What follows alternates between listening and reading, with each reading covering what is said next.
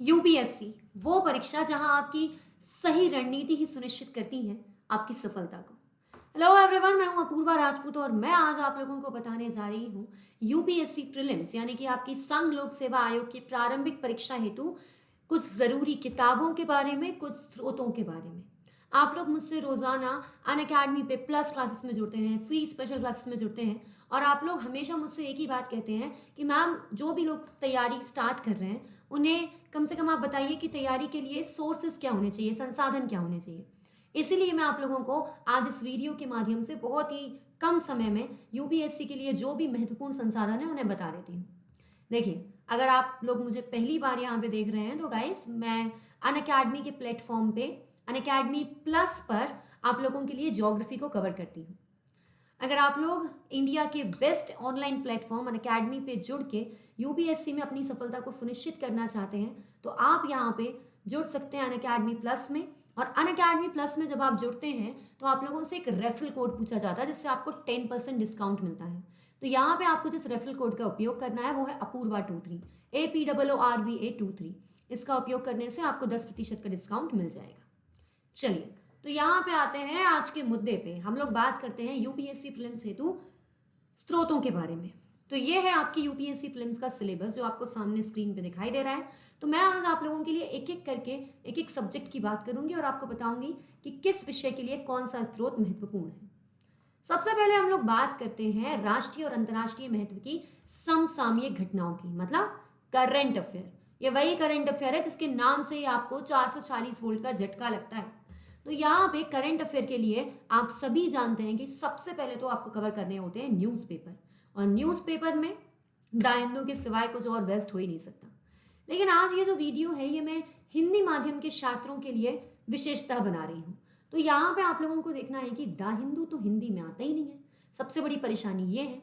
तो यहाँ पे लर्नर्स क्या करते हैं, जनसत्ता या दैनिक जागरण के माध्यम से द हिंदू को कंप्लीट करने की कोशिश करते हैं, पर दोस्तों ऐसा नहीं होता।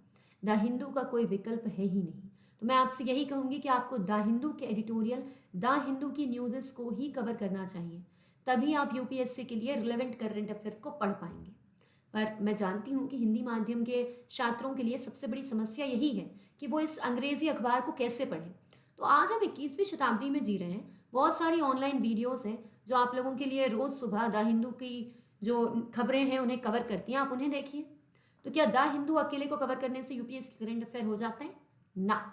यहाँ पे आपको Indian express, all India radio की खबरें, पीआईबी प्रेस इंफॉर्मेशन ब्यूरो, इन सारी खबरों को देखना होता है। तो क्या दिन भर फिर करंट अफेयर ही पढ़ना है? तो आप लोगों को करंट अफेयर के लिए दिन में 1 घंटे से ज़्यादा नहीं देना चाहिए। तो अगर आप लोगों को करंट अफेयर कवर करना है तो मेरी सबसे बड़ी सलाह ये है कि आप सबसे पहले चुनिए किसी ना किसी ऑनलाइन सोर्स को। आप यूट्यूब की कोई वीडियो देखिए, अनअकैडमी प्लस पे जुड़िए या फिर अनअकैडमी की फ्री स्पेशल क्लासेस देखिए। और अगर आपको अर्जुन बनना है तो आपको द्रोणाचार्य की ज़रूरत है, इसीलिए अपने लिए आपको बेस्ट टीचर का चुनाव करना है। देखिए, मैं आपसे यही कहूँगी कि चारों ओर ज्ञान बट रहा है, लेकिन आपको चारों ओर का ज्ञान नहीं लेना है, चारों ओर का ज्ञान नहीं लेना है। आपको क्या करना है, जो आप लोगों के लिए बिल्कुल परफेक्ट टीचर है उसी को चुनना है। तो आपको यहाँ पे वो टीचर चुनना है जो आपको यूपीएससी के हिसाब से खबरें बताएं और उन्हें यूपीएससी प्रीलिम्स और मेंस के लेवल पे बेसिक से लिंक करें। और हाँ, आप लोगों को करंट अफेयर तब तक समझ में नहीं आता जब तक आप लोग अपने स्टैटिक पोर्शन को कंप्लीट नहीं करते। तो दोस्तों, पहले आप यहाँ पे स्टैटिक पोर्शन को कंप्लीट कीजिए। कंप्लीट नहीं तो कम से कम आपकी हिस्ट्री, ज्योग्राफी, पॉलिटी आधी आधी तो समझ में आने लगी हो, आपको आधा आधा सिलेबस कंप्लीट हो गया हो, तब आपको करंट अफेयर समझ में आने शुरू होंगे। तो यहाँ पे हमेशा आप अपने सोर्सेस को या टीचर्स को दोष नहीं दे सकते। जब तक आपको यही नहीं पता होगा कि मीडियन जूलियन ऑसिलेशन क्या होता है, तब तक आप द हिंदू के उस एडिटोरियल को कैसे समझेंगे कि मीडियन जूलियन ऑसिलेशन की वजह से बारिश कम हो रही है या ज़्यादा। तो पहले स्टैटिक पोर्शन कंप्लीट कीजिए, उसके बाद ऑनलाइन वीडियोस के सहारे आप अपने करंट अफेयर्स को आगे बढ़ाइए। और हाँ, मैं नोट्स बनाने के लिए कभी आप लोगों से ज़्यादा कहती नहीं हूँ, पर करंट अफेयर के नोट्स आपको बनाने चाहिए। इसके बाद आता है आप लोगों के लिए भारत का इतिहास और भारतीय राष्ट्रीय आंदोलन, मतलब हिस्ट्री।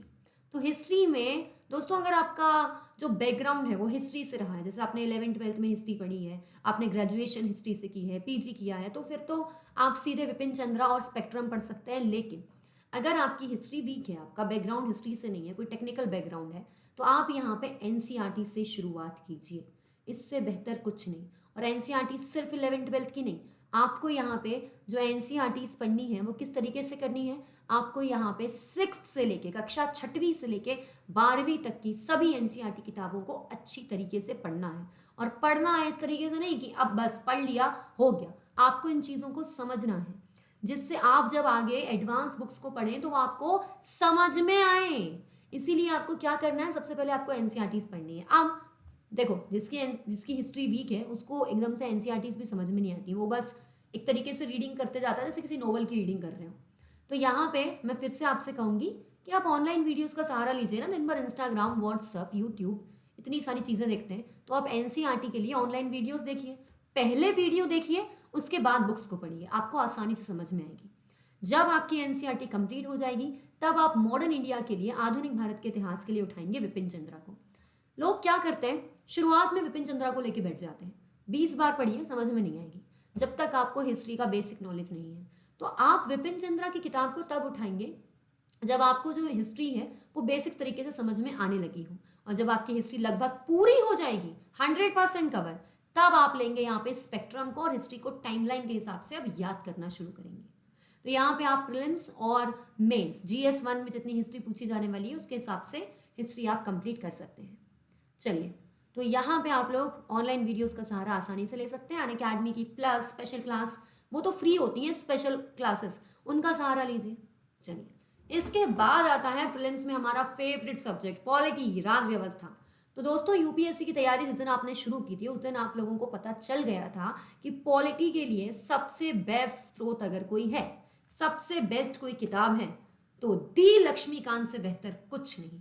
अगर आपने लक्ष्मीकांत नहीं पढ़ी है तो पॉलिटी तो समझ में आना मुश्किल है।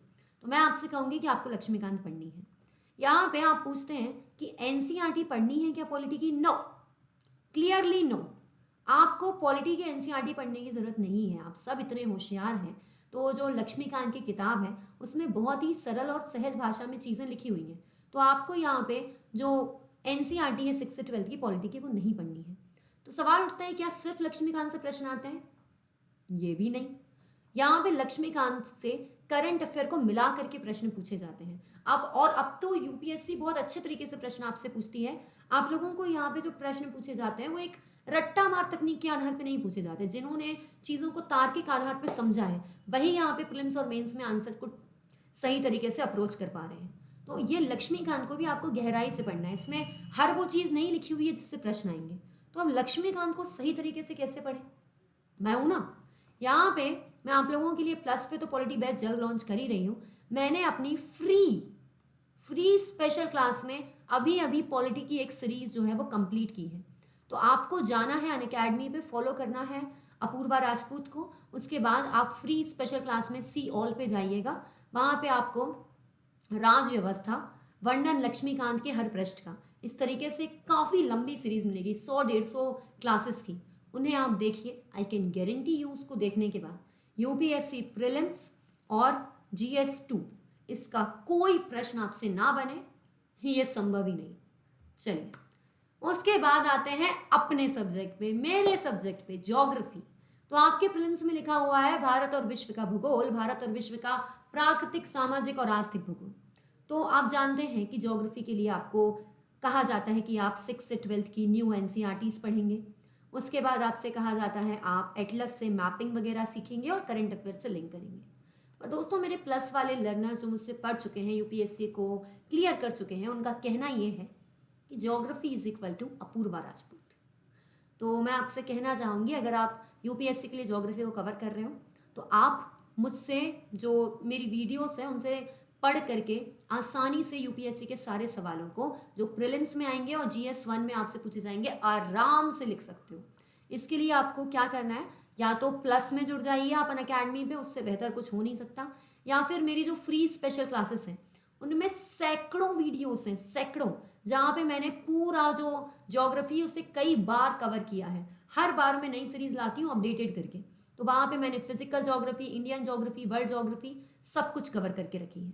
तो यहाँ पे आप लोग आप लोगों के लिए भौतिक भूगोल, भारत का भूगोल, विश्व का भूगोल, सब कुछ फ्री वीडियोस के साथ कवर कर सकते हैं।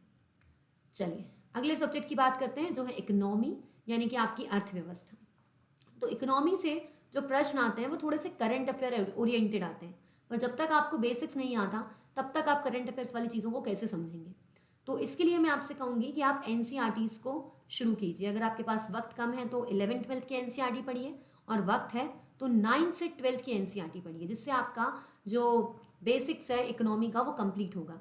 इसी के साथ फिर आप लोग क्या करेंगे, 9th से 12th की एनसीईआरटी पढ़ने के बाद आप लोग इकोनॉमिक सर्वे, बजट, इन सब चीज़ों को कवर करेंगे। जो भी सरकारी योजनाएं अर्थव्यवस्था में आ रही हैं उन्हें कवर करेंगे। तो जैसे करंट अफेयर में आप थोड़ी सी नोट मेकिंग कर लेते हैं, वैसे जब आपकी इकोनॉमी लगभग पूरी हो जाएगी तो एक छोटी सी नोट मेकिंग आप इकोनॉमी के लिए भी कर सकते हैं। तो यहाँ पे आप लोगों को क्या करना है, यहाँ पे आपको सिलेबस PYQ के हिसाब से तैयारी करनी है, और टेंशन मत लीजिए, आपकी जो इकोनॉमी है वो बहुत ही बेहतरीन तरीके से कवर हो जाएगी। मैं जानती हूँ कि ये सब्जेक्ट काफ़ी लोगों को डिफिकल्ट लगता है, बट आप एनसीईआरटी से शुरुआत करेंगे, उसके बाद करंट अफेयर को लिंक करेंगे, चीज़ें आसान हो जाएंगी। उसके बाद है आप लोगों के लिए एक सब्जेक्ट जिसका नाम है पर्यावरण और पारिस्थितिकी जैव विविधता, यानी कि आपकी इन्वायरमेंट वाला पोर्शन। सो इन्वायरमेंट के लिए गाइस कोई भी हिंदी मीडियम में मैं ये नहीं कह सकती कि ये पर्टिकुलर बुक है इसी से आएगा, नहीं। इन्वायरमेंट से जो भी प्रश्न आते हैं वो सिर्फ और सिर्फ लगभग करंट अफेयर से आते हैं। बेसिक से इन्वायरमेंट के प्रश्न आना, जैसे आप प्रीलिम्स में तो बहुत ही मुश्किल है, और GS3 में आपसे इन्वायरमेंट पूछा जाता है तो वहाँ पे भी करंट अफेयर ओरिएंटेड पूछेंगे। तो क्या करें, सिर्फ करंट अफेयर पढ़ लें? करंट अफेयर तब तक आपको समझ में नहीं आएगा जब तक आप बेसिक्स नहीं करते। उदाहरण देती हूँ, जैसे मैं पढ़ा रही हूँ यहाँ पे कि जो प्रवाल भित्ति हैं, कोरल रीफ हैं, उनमें मृत प्रवाल भित्तियों में ज़्यादा जैव विविधता पाई जा रही है, ये खबर आई है। लेकिन जिसे यही नहीं पता कि प्रवाल भित्ति क्या होती हैं, मृत प्रवाल भित्ति में क्यों जैव विविधता पाई जा रही है, वो कैसे चीज़ों को पढ़ पाएंगे। तो आपको क्या देखना है, पहले आप थोड़ा सा बेसिक्स कवर कर लीजिए इन्वायरमेंट का, और इसके लिए आप ऑनलाइन मटेरियल का यूज़ कीजिए, या फिर दृष्टि की जो किताब आती है उसे भी आप रीड कर सकते हैं। बाकी ऑनलाइन मटेरियल बेस्ट है, और उसके बाद आप उन्हें करंट अफेयर से लिंक कीजिए, आपका इन्वायरमेंट वाला पोर्शन कंप्लीट हो जाएगा। अब लास्ट में आप लोगों के लिए एक और सब्जेक्ट बचा है, सामान्य विज्ञान, जनरल साइंस। दोस्तों ये जितना जनरल लिखा हुआ है ना उतने ही स्पेसिफिक क्वेश्चन आते हैं। तो यहाँ पे साइंस के जो क्वेश्चन आते हैं वो वास्तव में करंट अफेयर ओरिएंटेड तो हैं, पर सबसे पहले तो आप एनसीईआरटी करेंगे साइंस के लिए। कौन सी? 6 से 10th की। 11th-12th की एनसीईआरटी में कुछ स्पेसिफिक चैप्टर हैं जो आपको करने हैं, तो आप इस तरीके से साइंस करेंगे। उसके बाद पूरा होता है आपका साइंस एंड टेक्नोलॉजी, मतलब आपको यहाँ पे प्रौद्योगिकी भी पढ़नी है, तो उसके लिए आप करंट अफेयर में जो भी साइंस से रिलेटेड न्यूज़ आती है उसे कवर करेंगे। ठीक है, चलिए, तो मैं आपसे यही कहूँगी कि जब भी आप यूपीएससी की रणभूमि में उतर रहे हैं तो आपके शस्त्र हैं सिलेबस, और आपकी ढाल है प्रीवियस ईयर क्वेश्चन। तो अगर आप लोग यहाँ पे यूपीएससी को देना चाहते हैं, उसमें सफलता प्राप्त करना चाहते हैं, तो ये सारे सोर्सेस आप लोगों के काम आ सकते हैं। इसके अलावा आप इंडिया के बेस्ट एजुकेटर्स अनअकैडमी के प्लेटफॉर्म पे पढ़ सकते हैं, और हाँ, यहाँ पे मेरे बहुत सारे लर्नर्स हैं जो मुझे अच्छे से जानते हैं। सो दोस्तों ये मेरा पर्सनल चैनल है जहाँ पे मैं आप लोगों के लिए आपका जो आदेश होगा उसके हिसाब से शॉर्ट वीडियोस में आपको चीज़ें अवेलेबल करवाती रहूँगी।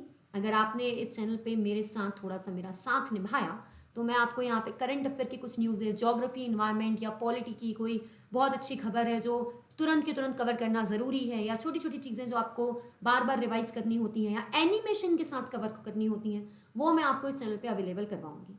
तो इसके लिए आपको इस चैनल को सब्सक्राइब करना होगा। सो दोस्तों ये मेरा नया इनिशिएटिव है जिससे मैं प्लस और स्पेशल क्लास में तो आपको चीज़ें करवाती ही हूँ, इसके साथ हम कभी कभी यूट्यूब पर भी जुड़ पाएँ, इसके लिए हम लोग यहाँ पे चीज़ें कवर कर सकते हैं। सो मैं आशा करती हूँ कि इस वीडियो को देखते साथ ही हमारे जो 1000 सब्सक्राइबर हैं, 1 के सब्सक्राइबर हैं, वो हो जाएंगे। तो मैं आपका साथ चाहती हूँ, जैसे ही 1 के सब्सक्राइबर हो जाते हैं मैं आप लोगों के लिए एक बहुत ही बेहतरीन वीडियो यहाँ पर अपलोड करूँगी। सो अगर आप मेरे साथ यहाँ पे यूट्यूब पे भी कभी कभी इंटरेक्शन चाहते हैं, so please subscribe this channel. और हाँ, लाइक शेयर के बारे में बोलना नहीं पड़ेगा ना, वो तो आपको पता ही है, लाइक तो आपने कर ही दिया होगा, बेल आइकन दबाई लिया होगा, शेयर कर दो जाकर। चलिए, तो अब आपसे अगली मुलाकात होगी अनअकैडमी की प्लस और स्पेशल क्लास में। तब तक अपना ध्यान रखिए और अनअकैडमी पर मुझे फॉलो ज़रूर कर लीजिए। धन्यवाद।